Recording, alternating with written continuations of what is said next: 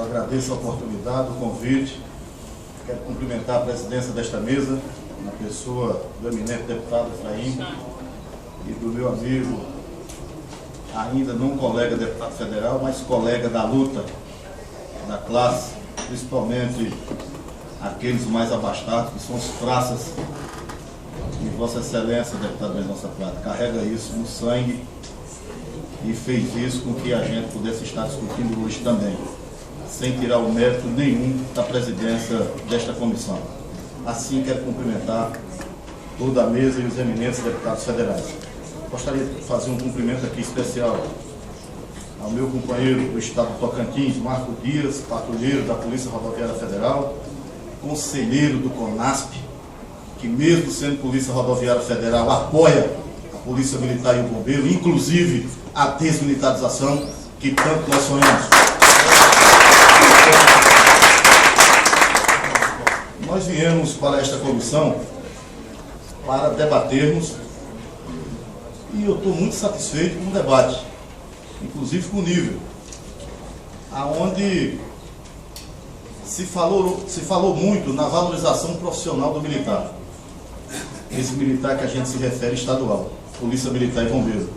Evidentemente que essa valorização profissional, eu queria cumprimentar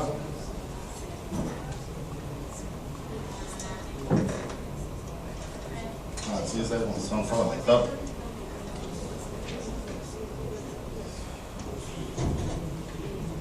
Mas me permitam, a presidência inclusive, de cumprimentar aqui 3 subcidadãos. Daciolo, Marco Prisco e Geoás.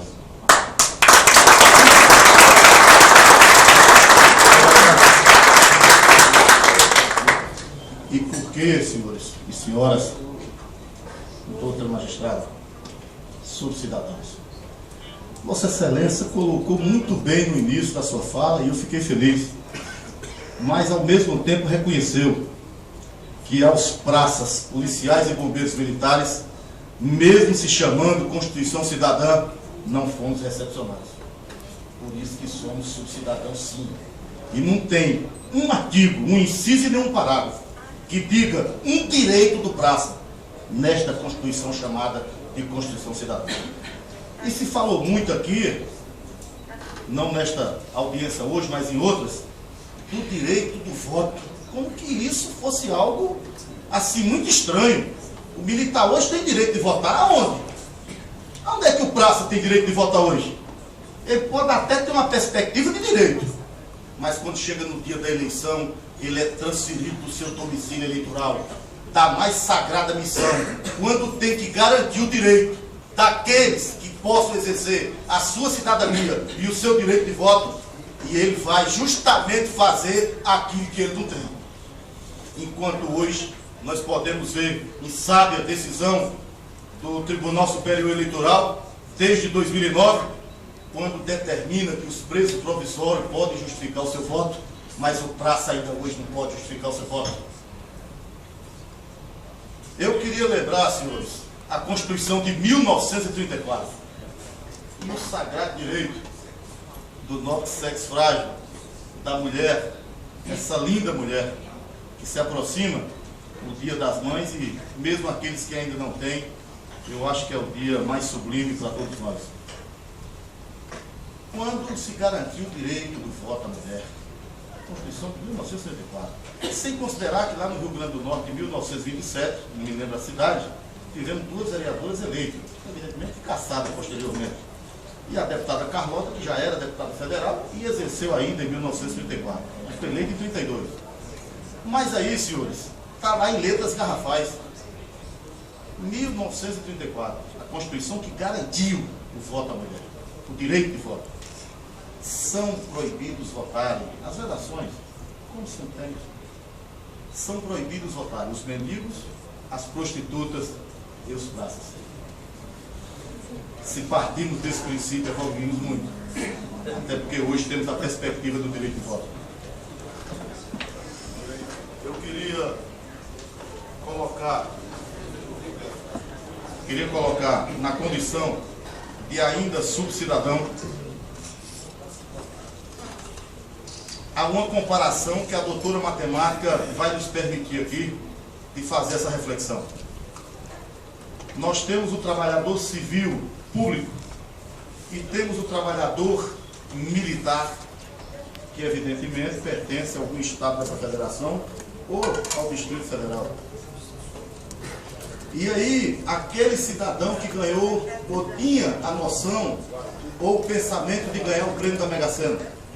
E aí ofereceram para ele: soldado, você quer o prêmio da Mega Sena, ou você quer uma escala de 24 e 48 durante 30 anos, sem você participar, presidente, de nenhuma chamada geral, de nenhuma educação física, de nenhuma instrução e de nenhuma escala extra? Ah, eu prefiro essa escala durante 30 anos, 24 a 48. E o trabalhador público civil, e aqui eu não estou fazendo a comparação em detrimento a alguém, eu estou falando em comparação a quem é cidadão e quem é subcidadão. O povo diz, e está na boca do povo, o polícia militar que trabalha 24 por 48 só trabalha 10 dias por mês, enquanto o outro trabalha 20. Então você olha a grosso modo, você diz, um trabalha 10 e outro 20, realmente trabalha o dobro. Só que esse que trabalha 10 dias, ele já trabalhou 240 horas mês. E o que trabalhou 20 dias, trabalhou 160 horas mês. Isso é matemática, não tem como fugir dela. Aí você multiplica 12 vezes 160, está até decorado. Dá mais ou menos 1.920 horas. 12 vezes 240, dá 2.880 horas. Uma diferença em um ano de 4.000 horas. Mas aí vamos para a prática. Ah, mas ele aposenta com 30 anos. E o outro com 35. Aí vamos multiplicar 1.920 vezes 35 anos. Vai para 67.000 horas. E multiplica 30 anos vezes 2.880. Vai para quase 87.000 horas. Quase 20.000 horas de diferença. Aí vamos pegar esse subcidadão e transformar ele em cidadão, colocando essas 87.000 horas numa jornada de trabalho de 40 horas semanais. Ele trabalha exatamente, senhoras e senhores, 45 anos de serviço. Se isso não for ser subcidadão, me perdoe, mas a valorização profissional não permite a gente ainda nem sequer discutir. Participar da luta, nós vamos participar sempre.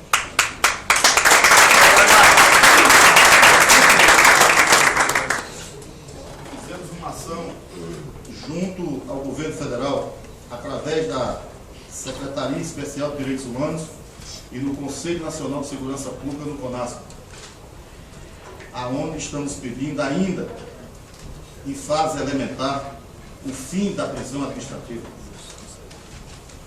E é simples, é só revogar o artigo 18 do famigerado decreto 667, que ainda se submete aos anos de 64 a 69.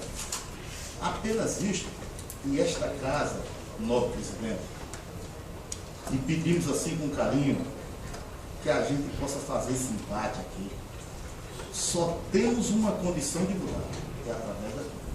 Mas o decreto vigora até hoje. E vale. Porque quando você vai no CPM, no artigo 156 e 157, que a vida do tenente vale mais do que a vida do soldado, eu estou falando tenente, mas pode ser cabo e soldado, pode ser sargento de cabo, eu estou dizendo que a vida do superior vale mais do que a do subordinado. Quando diz que um se agredir, exemplo, o soldado agrediu o tenente, a pena dele é de 3 a 2 anos. Mas se for o tenente que faça a mesma agressão ao soldado, a pena dele é de 3 meses a 1 ano. Isso está tipificado no Código Penal Militar. Isso não é ser subcidadão? Aliás, eu acho que nem é sub. Acho que está mais abaixo.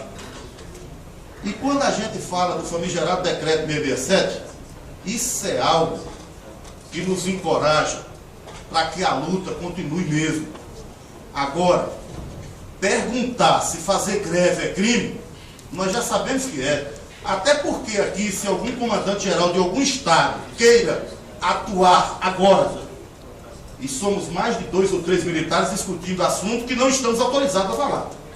Eu ainda me escondo através de um mandato que estou nele. Não sei se permaneço.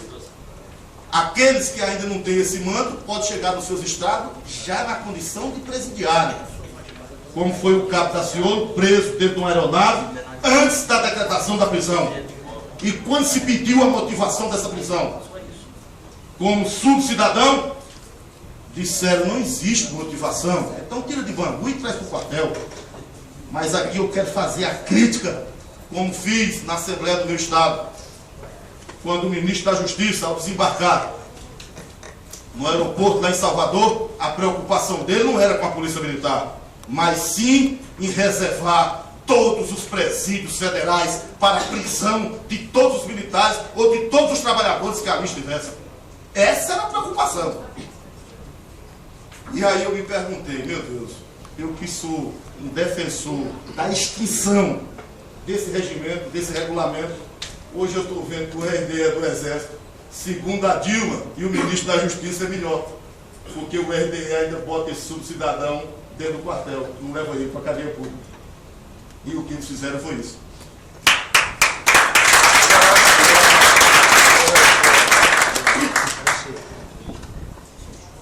Vou concluir, meu presidente, e agradeço já a Vossa Excelência.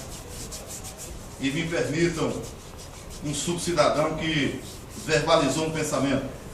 Minha cidade, uma cidade planejada, a cidade de Palmas. Sou pernambucano de nascimento, com muito orgulho, mas estou no Tocantins há mais de 20 anos. E uma cidade cheia de rotatórias. E o comandante-geral resolveu colocar viatura em cada rotatória daquela. Porém, é aquela figura do policial sentinela. Ele não pode atender a ocorrência a 10 metros do seu local. Então, se alguém chamar, ele não pode sair.